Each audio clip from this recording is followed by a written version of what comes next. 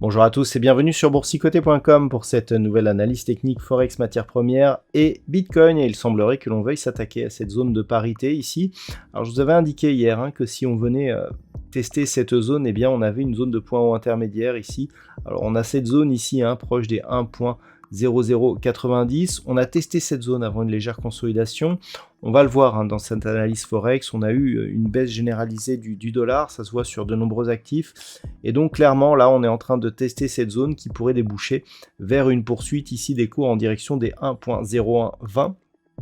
Cette zone avait eu un rôle majeur lors de la cassure des précédentes zones de support. Pour l'instant, elle a toujours agi comme résistance. On le voit, elle était support précédemment.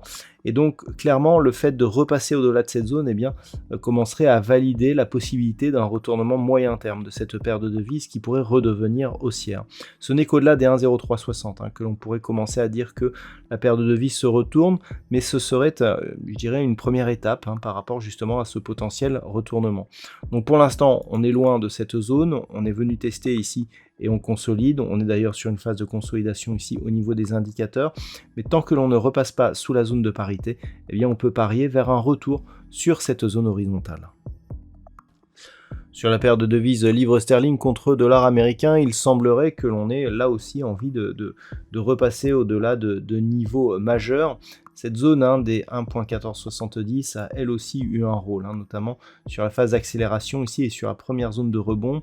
On était coincé ici dans un range entre 1.09 et 1.1470. Cette zone a été testée quelques fois en tant que zone majeure. On a essayé une première fois ici de la franchir, mais sans y parvenir. Là, le deuxième rebond ici semble un peu mieux parti. Alors, ce n'est pas encore totalement confirmé, puisque même si on se maintient ici au-delà de cette zone des 1.1470, on n'a toujours pas cassé ici ce point haut significatif avec une résistance intermédiaire proche des 1.1630.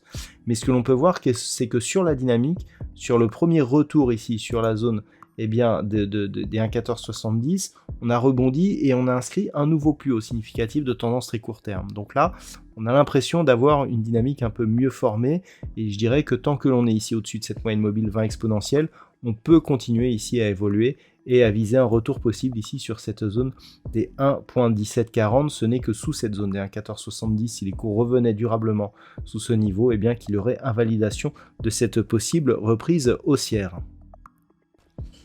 Au niveau de l'or, on est toujours ici dans cette zone de range qui se situe entre 1620 et 1730 $ l'once. Je vous ai dit récemment que la zone ici des 1675 avait perdu son statut de zone majeure, puisque c'était précédemment une zone de support majeure. Mais on l'a traversé un nombre de fois trop important pour que celle-ci puisse conserver son statut. Donc clairement, là, on est venu tester cette zone des 1675, et puis là, bon, sous un effet de baisse du dollar, eh bien l'or remonte. Et donc, tant qu'on n'aura pas une rupture ici de la zone des 1730, on devra considérer ici que nous sommes toujours dans cette zone de range. Toutefois, lorsque l'on élargit un petit peu, et notamment lorsque l'on regarde ce qui se passe d'un point de vue daily, on a ici une phase de baisse, premier rebond ici, deuxième rebond, troisième rebond, et là on rebondit. Alors on a un premier double bottom qui pourrait se marquer, donc, et qui est justement consécutif à la rupture ici de la zone des 1675 $ l'once.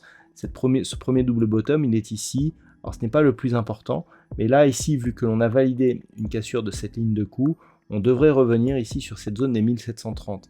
Par contre, si on revenait ici casser cette zone, là ça serait ce point haut qui serait le point haut intermédiaire ici, d'une configuration ici globalement avec 2 ou 3 contacts, et on voit ici que on pourrait considérer que l'on aurait un mouvement de retournement majeur qui pourrait viser un retour ici sur cette zone des 1807 $ l'once. Donc c'est un niveau à surveiller, cette zone des 1730, puisque depuis quelques jours, je vous indique que c'est le range moyen terme que nous avons actuellement, et donc une rupture de ce niveau pourrait nous donner une réorientation un peu plus dynamique avec une tendance haussière qui pourrait se remettre en place. Donc c'est à surveiller, et donc ce tant que la zone des 1675, fraîchement franchie, reste support donc de cette tendance. Au niveau du WTI, on était en train d'observer ici une dynamique qui était haussière. On attendait ici un retour sur la zone des 93,50 $ le baril. Et bien, il semblerait que ce retour ne soit pas pour tout de suite.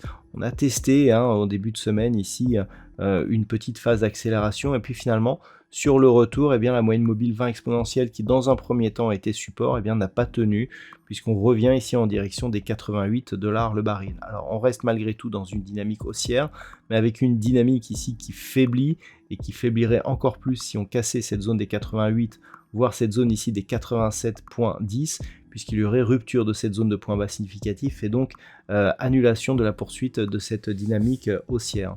Donc pour l'instant, ce n'est pas le cas, on est toujours sur une tendance haussière, on voit que l'on a une suite ici de points bas qui reste positive. Si ce point bas ici était validé, on serait dans la continuité. Par contre, en cas de rupture ici des 88, là clairement il y aurait des premiers signaux d'affaiblissement, voire de potentiel retournement si on poursuivait cette phase de consolidation.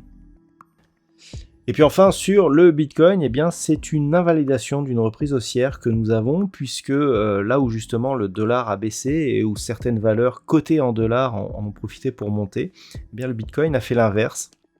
On a ici des cours qui sont brusquement redescendus ici sous la zone des 20 000 $ le Bitcoin, qui était justement la zone à surveiller pour espérer un possible remont donc de cette crypto-monnaie.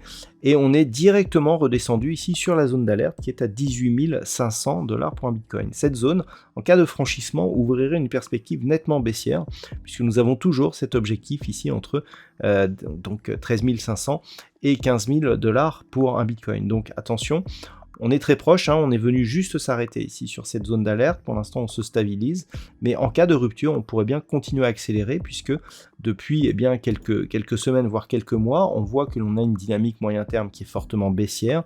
On a tenté ici de multiples rebonds à partir de cette zone. Et là, encore une fois, après une tentative de rebond, on revient rapidement sur cette zone. On n'est jamais revenu aussi rapidement sur cette zone. Donc attention ici à la rupture qui est possible et donc qui pourrait nous valider cet objectif que nous attendons depuis quelques semaines des 15 000 $ pour un Bitcoin. Voilà donc ce que l'on peut dire sur l'analyse technique de ces principaux actifs pour ce soir. Je vous souhaite de passer donc une bonne soirée. On se retrouve dès demain pour toutes les autres analyses techniques du site boursicoté.com.